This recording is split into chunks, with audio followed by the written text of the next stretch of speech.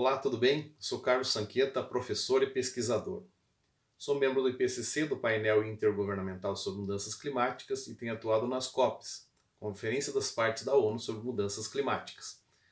Bem, eu tenho trazido aqui uma série de vídeos, sobre conteúdos técnicos e financeiros sobre os projetos de crédito de carbono, sobre o mercado de crédito de carbono. Esses conteúdos têm sido compartilhados com vocês, no sentido de exatamente formar uma massa crítica maior sobre a elaboração de projetos, sobre a comercialização de crédito de carbono, enfim, todo o contexto que envolve essa temática desse tão importante mercado, que é o mercado de crédito de carbono. E hoje nós falaremos aqui sobre o fluxo de caixa em projetos de créditos de carbono, ok? Então hoje nós vamos falar um pouco sobre o fluxo de caixa, em particular dos projetos REDD+. Vamos tratar aqui de como são os custos, quais são as prováveis receitas que eu terei com um projeto de crédito de carbono, ok? Nessa modalidade REDD+, que é muito importante para o Brasil. Nós temos muitos projetos no mundo e particularmente aqui no Brasil. Então, os projetos REDD+, que são os projetos de conservação florestal, são bastante importantes para nós aqui no Brasil. Lembrando que esse conteúdo aqui faz parte do aquecimento da Semana do Crédito de Carbono. É um evento no qual eu vou mostrar para você o caminho para que se torne um expert em crédito de carbono do absoluto zero, e também você possa faturar alto com esse mercado bilionário, ok? Veja aqui os dias e o horário certinho aqui embaixo, vocês podem ver aqui na tela o horário e o dia do nosso encontro, nesses dias aqui que aparecem na tela, ok? Vai ser um evento 100% online, 100% gratuito, e eu peço que você se inscreva aqui na link na bio, ok? Então vamos tratar aqui com mais ênfase também de alguns detalhes, de alguns aspectos técnicos e financeiros do mercado de crédito de carbono nesse dia, aliás, nestes dias, da Semana do Crédito de Carbono, um evento que nós traremos muito em breve para que você possa aproveitar, ok? Então hoje aqui trataremos de um conteúdo bastante importante, que é o fluxo de caixa em projetos REDD+. Bom, projetos REDD+, antes de mais nada, são projetos de redução de emissões por desmatamento e degradação florestal. Então são projetos de conservação florestal que podem envolver manejo florestal e outras atividades, mas essencialmente são atividades de conservação florestal, conservação dos estoques de carbono em florestas. Para quê? Para evitar as emissões para a atmosfera, contribuindo assim com a mitigação climática. O que nós queremos é exatamente evitar o desmatamento, evitar as queimadas com esse projeto. Então o mecanismo financeiro dos créditos de carbono vem exatamente ao encontro dessa perspectiva, correto? Então nós precisamos elaborar um projeto, e registrar esse projeto num padrão de mercado. Hoje o mercado, bastante ativo, eu tenho dito isso aqui, é o mercado voluntário de crédito de carbono, até porque REDD se encaixa exatamente no mercado voluntário de crédito de carbono, principalmente nos padrões VERRA, VCS e CCB. Então, voluntary, é um mercado voluntário, voluntary market que se chama, Verified Carbon Standard, VCS. Então, o CCB é Clima, Comunidade e Biodiversidade, Climate, Community and Biodiversity. Esses padrões são os mais aceitos internacionalmente. Okay? Se deseja, o mercado internacional quer comprar créditos dessa tipologia de projetos registrada nesses padrões. Existem ainda Gold Standard, Social Carbon, entre outros padrões, mas esses padrões VCS VERRA, CCB VERRA, são os mais desejados, os mais buscados no mercado. E tem também preços bastante atrativos nos dias de hoje. Nós temos um histórico de mais ou menos $5 por tonelada, ou seja, por crédito de carbono, são as VCUs, Voluntary Carbon Units, são os créditos de carbono, vulgos créditos de carbono, e também, mais recentemente, aí passamos em $10, $15, e chegamos até comercialização de $20 por tonelada. Então, nós temos uma boa perspectiva de desenvolver projetos e nós temos uma boa casuística aqui no Brasil. Pois bem, então precisamos escolher um padrão de mercado. Em primeiro lugar, vamos usar VCS-CCB dentro da plataforma VERRA como primeira alternativa mais importante. Depois, nós vamos fazer um estudo de viabilidade, nós vamos fazer um estudo de viabilidade para ver se aquela área que nós temos, mas e essa área? Qual é essa área? Essa área pode ser minha, pode ser um terceiro, pode ser alguém que eu queira fazer uma consultoria, que eu queira fazer o projeto, então tem que ser uma área grande, normalmente na Amazônia, pode ser no Cerrado, pode ser no Pantanal, pode ser na Mata Atlântica, Caatinga, até em tese pode, mas tem que ser uma área que tenha bastante ameaça de desmatamento recente, entre os últimos 10 e 15 anos. Então, a Amazônia se adere bem a esse modelo. primeiro lugar, tem que ser uma área bastante afetada pelo desmatamento para que o projeto venha exatamente ao encontro de proteger aquela área, evitar aquela emissão. Então isso é muito importante. E a Amazônia, então, se encaixa muito bem nesse perfil. Em segundo lugar, né, tem que ser uma área grande, grande o suficiente para cobrir todos os custos. Custos com, né, toda a parte de proteção, elaboração do projeto, validação de terceira parte, enfim, vários itens que compõem o projeto. Nós vamos falar um pouco mais dos números daqui a pouco. Muito bem, então preciso ter, né, uma área grande o suficiente. Essa área pode ser o quê? 50 mil hectares, então uma área bastante grande. Uma área de 20 mil hectares daria? Talvez, se fosse uma área com bastante ameaça do desmatamento. Ok? Então pode ser aí a partir de 10 mil hectares para cima, né? Uma área de médio porte aí, né? Entre 30 e 50. Abaixo de 30, de 20 e 30, vamos dizer uma área de menor dimensão, uma área de pequeno porte, para padrões amazônicos. E acima de 50 mil áreas de grande porte, para, né, mais ou menos termos um delineamento. Embora isso varie, né, com os padrões. Muito bem. Então, se eu tenho uma área acima de 50 mil hectares, eu tenho uma área possivelmente interessante. Mas nem todas as áreas da Amazônia, né, se encaixam num padrão aceitável, interessante, atrativo economicamente para projetos verdes. Nós temos que ter o quê? Temos que ter um entorno bastante desmatado. Nós precisamos ter a nossa área, criar uma região de referência. O que é essa região de referência? É uma área na qual eu calculo as taxas históricas de desmatamento.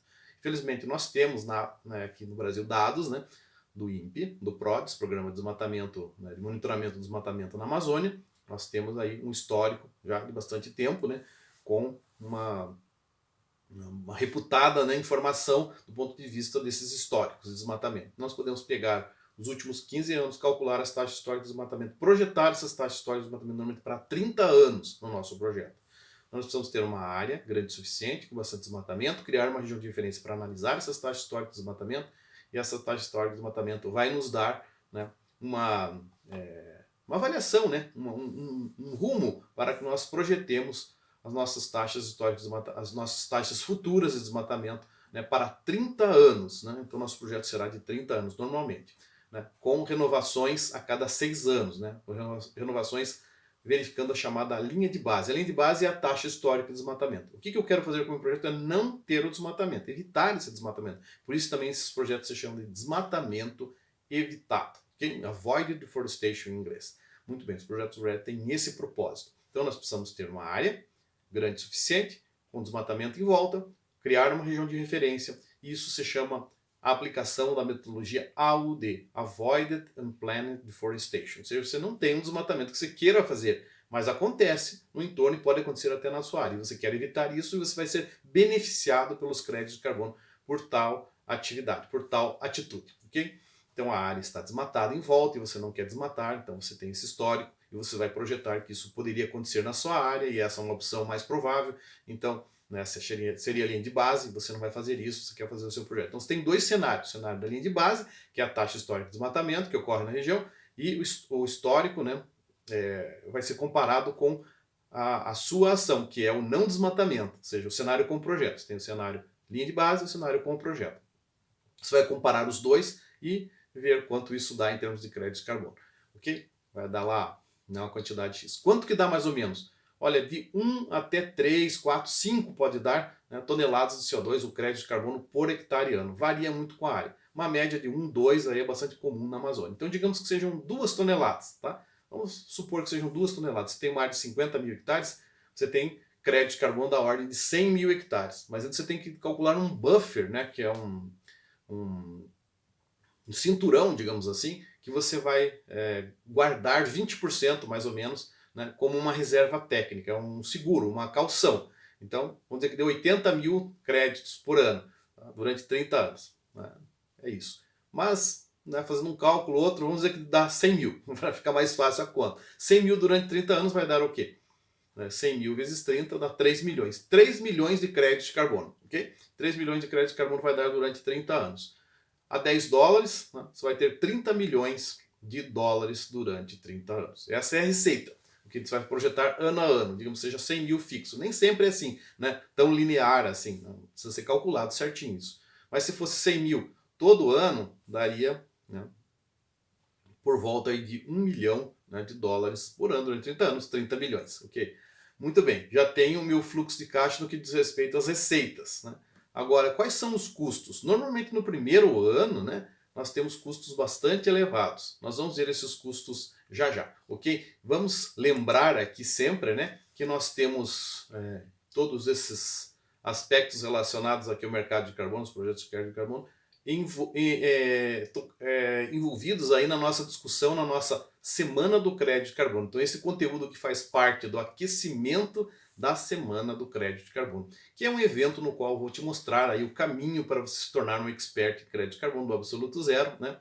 E também faturar alto com este mercado bilionário. Vai ser aí nesses dias, né, no nosso encontro, Semana do Crédito de Carbono, 100% online, 100% gratuito. E se inscreva aí na like da bio, ok?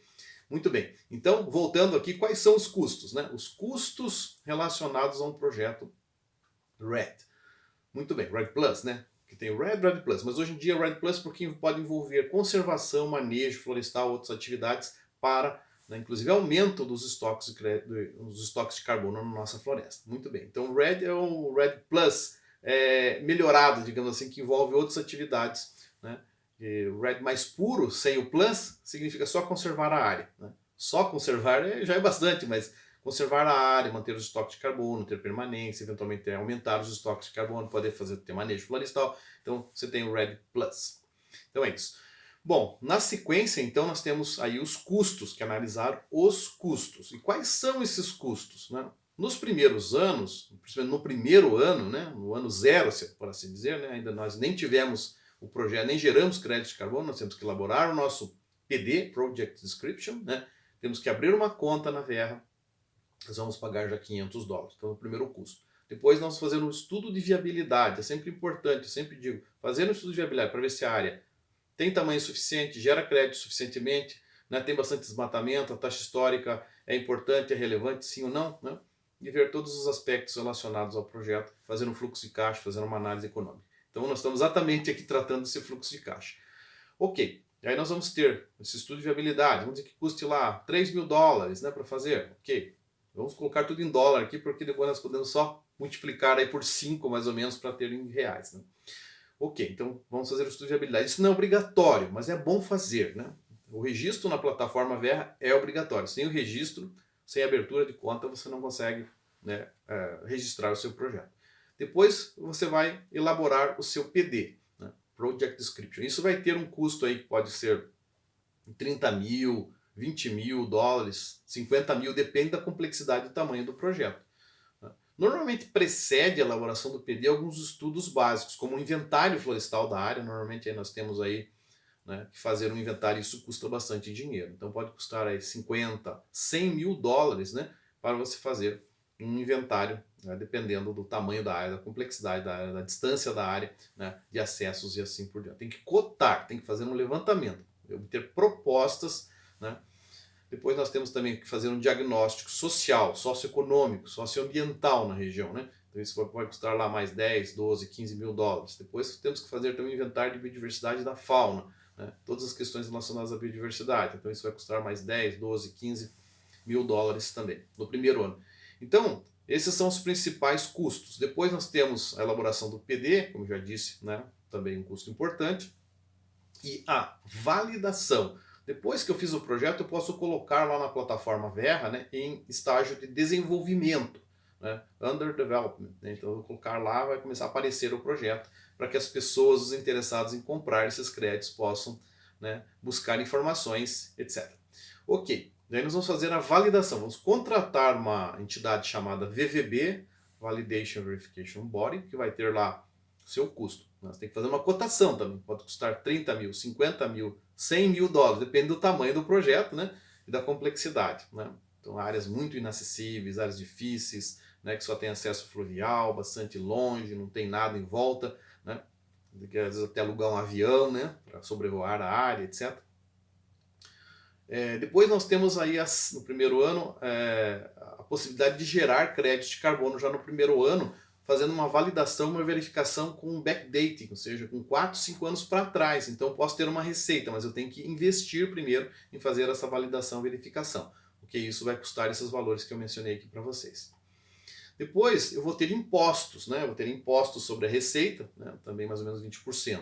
E vou ter ainda, né, taxas de transação, né, porque tem as taxas de emissão, né, da própria Verra, e também tem as taxas, os FIIs, né, de intermediação dos créditos de carbono que eu tenho que pagar para um corretor, para um trader, para um broker, né, que trabalha aí para comercializar os nossos créditos de carbono. Então, assim, no primeiro ano, nós estimamos aí entre 300, 250, entre 200 e 300 mil dólares, né, de investimentos. Poxa, mas eu não tenho esse dinheiro, só tenho minha área aqui, como é que eu faço? Aí normalmente existem investidores que aplicam dinheiro, né, que aplicam nesses projetos, né, alavancam o projeto e ficam com uma parte dos créditos de carbono. Existem diferentes modelos, pode ser 50-50, 30-70, 25-75, depende um pouco dos arranjos. Nós não temos um modelo fixo aqui, depende muito das negociações. Mas é muito importante, uma coisa que eu esqueci de falar, mas já levanto aqui, que a área tem que ser bem regularizada do ponto de vista fundiário e ambiental. Se ela tiver muitos problemas do ponto de vista de documentação e de relações com os stakeholders, né, com as comunidades, então isso vai ser um grande problema para o projeto. Então, muitas vezes isso inviabiliza o projeto. Mas digamos que nós conseguimos superar isso. Teremos, então, os nossos custos no primeiro ano. Então, nesse primeiro ano, nós teremos aí por volta, digamos, 1 milhão e meio de reais, aí por volta de 200, 300 mil dólares de investimentos. Talvez até mais, nós temos que ver, né? Temos que analisar. Mas assim, para vocês terem ideia, não é nem 10 mil reais, nem 50 milhões de reais, né? É mais ou menos essa magnitude aí. Entre 1 milhão e 2 milhões de reais pode ser algo razoável. Depende muito do tamanho da área, do acesso da área, das condições da área. Se já tem um inventário florestal prévio, então eu já fiz um inventário, não preciso fazer de novo, né? Eu já tenho essa informação. Eu já tenho um diagnóstico das comunidades, já fiz algum levantamento. Então tudo depende. Depende dos acessos, depende da tipologia florestal, etc, etc, né? Ok?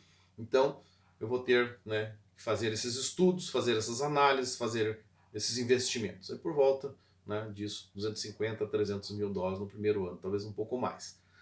E depois, né, nos outros anos, eu esqueci de falar, inclusive tem que fazer a manutenção da área, proteção da área per si, né? Eu tenho que fazer monitoramento, eu tenho que fazer, né, a própria proteção, né, por imagem de satélite, monitoramento, por drones e até, né, de forma terrestre, né, com patrulhas, etc, para evitar exatamente o desmatamento. Eu tenho que ter uma equipe, né, inclusive uma equipe técnica que vai lá, né, e compartilhar, inclusive, os benefícios com a comunidade. Normalmente, os projetos CCB, eu tenho que compartilhar os benefícios econômicos, financeiros dos projetos com a comunidade, com as comunidades, para ter benefícios reais, né, às comunidades. E também investir em biodiversidade.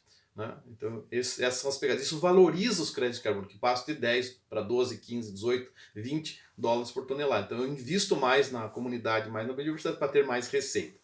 Então, dos 30 milhões, eu posso ter muito mais. Posso ter 50 milhões, até mais, né, de faturamento. Né? Então, tudo depende, né, de quanto eu investir nas questões de comunidade e biodiversidade. Por isso é importante prever esses investimentos. Normalmente 3, 5, por aí por cento, né, das receitas são alocadas às comunidades. Mas isso pode ser mais, 15, depende. Eu sei um projeto que é 100% da comunidade, né, inclusive, né, colaboram nesse projeto. Então, depende, né? A própria comunidade faz a gestão do projeto. Então, tudo depende. Mas tá, então temos todos esses custos. Depois, nos próximos anos, teremos aí a manutenção, né, da floresta, a preservação da floresta, o monitoramento da floresta. Teremos aí por volta, né, de 100, 150, 200, né, talvez mil dólares, né, por ano. Pelo menos 100 aí com certeza nós teremos, porque teremos que fazer a vigilância, mas depende da área. Se a área for pequena, tem bom acesso, pode ser reduzido. Né? Tudo depende da gestão.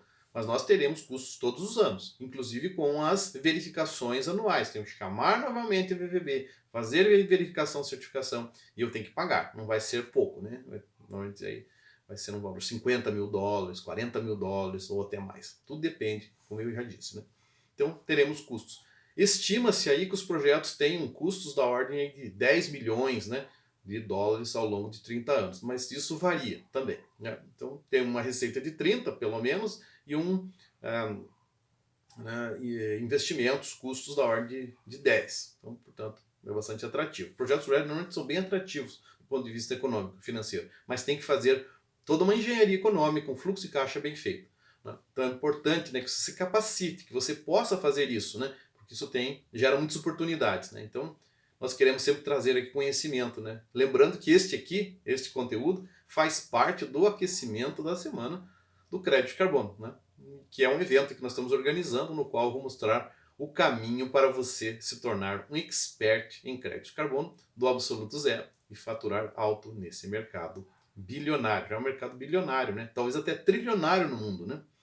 E esse evento ocorrerá aí nesses dias que vocês veem na tela, né, no horário previsto, né? E também será 100% online, 100% gratuito, ok? Então, uma boa oportunidade de avançar no conhecimento e poder desenvolver projetos RED também, conforme nós estamos falando aqui. Se inscreva aí na link, né, na bio, ok? Não deixe de se inscrever no importante evento Semana do Crédito de Carbono, né, que estarei aqui, né, para poder transmitir, difundir, né, mais conhecimentos acerca desses projetos e as oportunidades que se abrem com o mercado de crédito de carbono. Então, vamos lá. Temos os nossos receitas, os nossos custos, né? Geração de crédito de carbono é fundamental para equacionar isso. Se eu tiver poucos créditos, né, não gerarei receita suficiente para cobrir esses custos. Ah, mas isso varia de tamanho para tamanho? Varia, mas realmente tem muitos custos fixos. Os custos fixos não mudam com a escala. Então, se eu tenho 10 mil, 50 mil, 100 mil hectares, esses custos não vão mudar tanto. Existem custos variáveis, né, também que variam de acordo com a escala. Mas mais do que com a escala, com a complexidade da região. Né? Complexidade da região, acessos, comunidades, existência de ribeirinhos, quilombolas, né? E eventualmente até poceiros na área, né? Isso tudo traz uma complexidade, né, para a análise dos stakeholders. E eu terei então que fazer todo esse levantamento. Então o meu projeto, o meu PD deve prever todas essas questões. E antes disso eu tenho que fazer o meu estudo de viabilidade. E isso deve estar contemplado no meu fluxo de caixa. Eu não posso começar fazendo um projeto achando que ele vai dar certo se eu não tiver um fluxo de caixa. E o fluxo de caixa é uma análise econômico-financeira de qualquer coisa, né? Eu tenho que fazer isso. Quem não faz isso acaba se quebrando, né? Vai a bancarrota, né? Porque nós temos que fazer isso intuitivamente. Caso contrário, o que nós temos? Dívidas, insolvência, né, dificuldade financeira, né? A nossa vida financeira vira uma bagunça. Então nós queremos também que o nosso projeto seja organizado, bem planejado. Nós devemos fazer um estudo de viabilidade, o que eu chamo de PIN, Project Idea Note.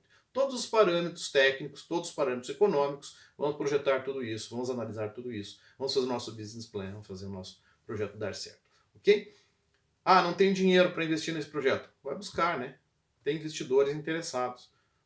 Nós mesmos temos muitos conhecidos, né, que atuam nesse mercado, então nós podemos sempre dialogar com esses atores e poder, né, orientar, né, as ações para que um projeto se viabilize. Hoje tem muitas empresas que atuam viabilizando esses projetos que não aconteceriam porque os proprietários estão descapitalizados ou não querem investir o seu dinheiro, botar aquele 1 milhão, 2 milhões, 3 milhões de reais no primeiro ano para depois ver o que vai dar dali um tempo, né? Dali um ano e meio, 2 anos, porque todo o ciclo do projeto demora pelo menos aí 1 ano, né?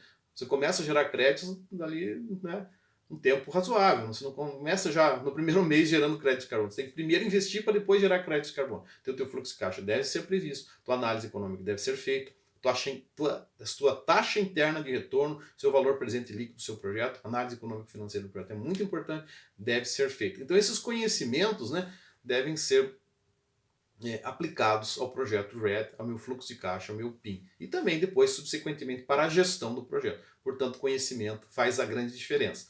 E aqui nós temos trazido sempre as informações para que você seja um expert em crédito de carbono, né? Desde o absoluto zero, né? Conhece o assunto superficialmente? Tudo bem, vamos aqui construindo conhecimento. Estamos sempre trazendo, né, novidades, informações, né, peças para montar esse quebra-cabeça, né? Ok? Então, é isso. E nós teremos aí a semana do crédito de carbono, né? Não esqueça disso, né, que nós já divulgamos aqui e ressaltamos. Semana do crédito de carbono, que será nessas datas aí que vocês veem, né, aqui embaixo na tela, né? E não deixe de se inscrever, né, na link na bio, ok? 100% online, 100% gratuito. E aí nós vamos te transformar, né, aos poucos, né, evolutivamente, num expert em crédito de carbono. E você possa também desenvolver a sua atividade profissional de forma a ter um resultado econômico positivo para a sua atividade, possa lucrar com isso, ok? Então, fluxo de caixa feito, estudo de viabilidade elaborado, né? Aspectos técnicos bem levantados, né? Já temos nosso projeto em desenvolvimento lá na Verra, né? Já temos o registro na plataforma, já elaboramos o PDD, tem que tomar muito cuidado na elaboração do PDD, tem custos envolvidos, né? E também temos vários aspectos técnicos. Aplicar corretamente a metodologia, né? Fazer um PDD. Agora não se chama mais de PDD, né? Na época se chamava do protocolo que eu tenho PDD, hoje já se chama PD, Project Description. Nosso PD, o que é que seja, né? Nós vamos fazer a validação com uma VVB, né?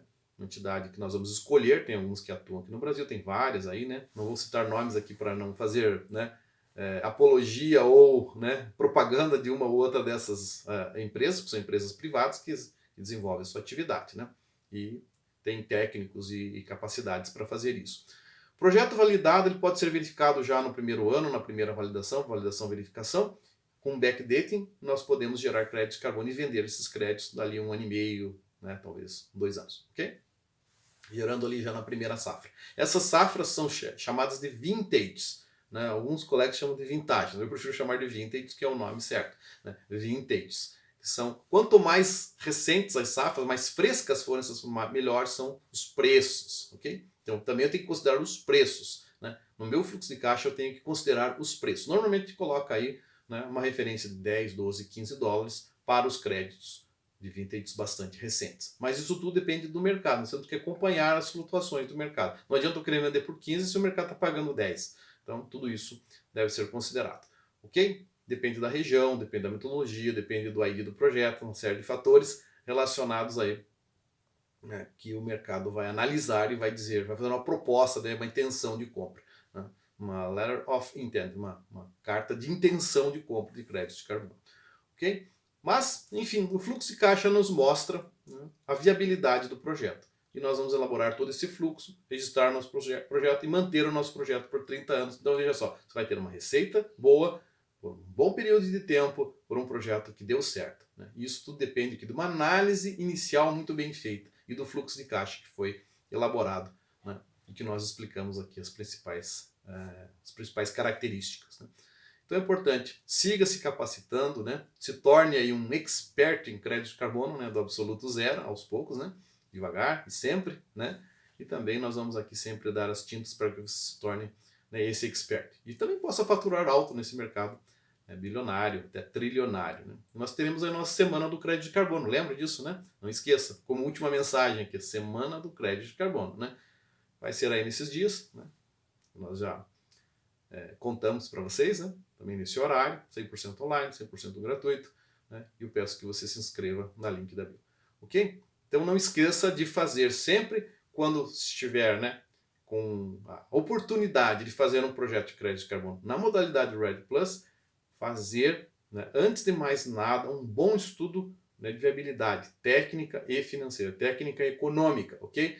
Isso nós chamamos aqui de PIN, Project Idea Note, que é um resumo inicial, uma análise inicial, né, para desenvolver um projeto. Isso deve ser muito bem feito antes de seguir e poder, né, não ter sucesso. Porque nós queremos exatamente que você tenha sucesso e possa lucrar alto com este mercado e particularmente aqui no que diz respeito aos projetos Ready Plus. Temos vários escopos de projetos, podemos desenvolver em vários escopos, energias, indústrias, né, dejetos, resíduos, etc. Mas aqui focamos nos projetos florestais e particularmente nos projetos Ready Plus. Então, deixo aqui meu grande abraço, espero que você tenha gostado desse vídeo e vamos seguir aqui em sintonia, ok? Então tá, nos vemos numa próxima. Até lá!